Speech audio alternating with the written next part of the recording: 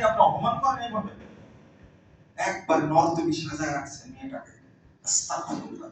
আপনাকে মনে করতাম বড় একজন হাসি, বড় পরহেজগার, তাহাজ্জুদ পড়েন। রাসূল সাল্লাল্লাহু আলাইহি ওয়াসাল্লাম বলেন, ইয়ানজিলুনা আলা আবওয়াবিল মাসাজিদ, মসজিদের কাছে যায় বড় বড় গাড়ি নিয়ে। এদের মহিলারা উলঙ্গ, ল্যাংটা, বাড়িতে ওয়াইফাই দিয়ে, ডিশ লাইন দিয়ে, গান বাজনা দিয়ে, হিন্দি গান দিয়ে একবারে অপবিত্রতায় ভর্তি করে রাখছে। এটা কি? ইলানুহুন্না ফাইন্নাহুন্না মালুনাত। রাসূল সাল্লাল্লাহু আলাইহি ওয়াসাল্লাম বলেন, তোমরা তাদের উপরে অভিশাপ দাও, বলো আল্লাহ তাদেরকে ধ্বংস করুন।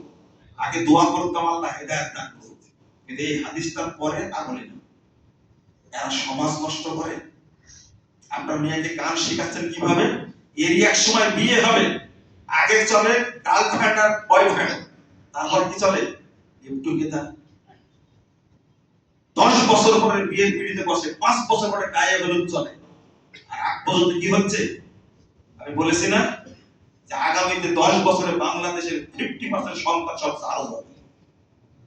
জারজ সন্তান হবে, জারজ। একজন বলছে বিয়ে হওয়ার আগে আমার 3টা হয়েছে।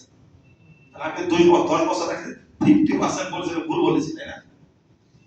আপনি বিয়ের আগে, আত্ম হওয়ার আগে যে সন্তান জন্ম নিয়েছে আপনার ওয়াইফের পেট থেকে, এটা কি সন্তান? যার সন্তান বিয়ে হয়নি। কেমনে? এই যে 5 বছর যে তার সাথে থাকলো, প্রি টেস্ট চলে, টেস্ট না, প্রি টেস্ট। আস্তাগফিরুল্লাহ, নাউযুবিল্লাহ, নাউযুবিল্লাহ।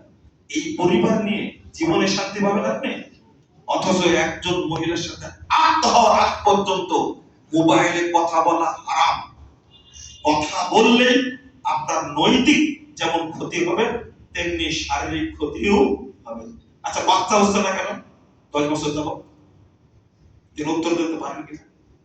ইসলাম কি বলে, বিজ্ঞান কি বলে? যান ডাক্তারের কাছে আপনি ধুয়ে দিবেন। বাচ্চা নেননি কেন? বলেন তো, বিয়ে করার আগে কয় বছর প্রেম করেছেন সেটা বলেন। আপনার বাচ্চা হবে না, প্রশ্নই আসে না। এখন কি করবেন?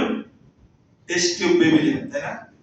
শুরু করে ইন্ডিয়ায় যাচ্ছেন, আপনি কি কনফার্ম ওই শুক্রপিটটা কার? গরুর না ছাগলের? টেস্ট টিউব বেবির বোতলটা জানছেন আপনি?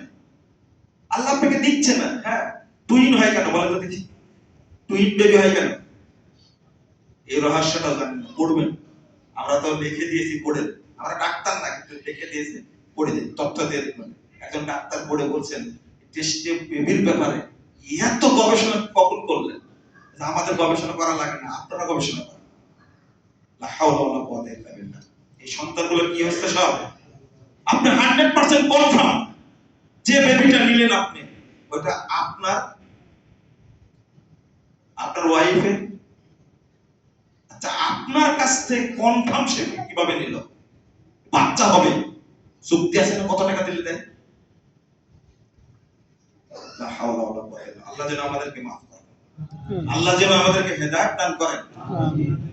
এই পরিবারকে বাঁচাতে হলে শরীয়ত মানতে হবে। কি করতে হবে? শরীয়ত মানতে হবে। পৃথিবীর কোন জাতি, কোন ধর্ম, কোন বর্ণ, কোন মতবাদ মানুষকে শান্তি দিতে পারেনি ইসলাম। অতএব ইসলামই মানতে হবে। আমেরিকায় প্রতি মিনিটে 3টা করে মহিলা ধর্ষিতা হয়। বাংলাদেশে হচ্ছে এখন। কেন হচ্ছে?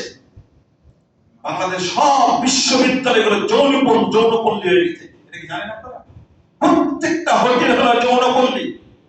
কেউ খোঁজ রাখে না। আপনি ওই মেয়েকে বিয়ে করে যে সন্তানটা জন্ম দেবে, ও কি পবিত্র হবে না অপবিত্র হবে? সবগুলো যৌনপল্লী হয়ে গেছে। এখন তো আরো হয়েছে।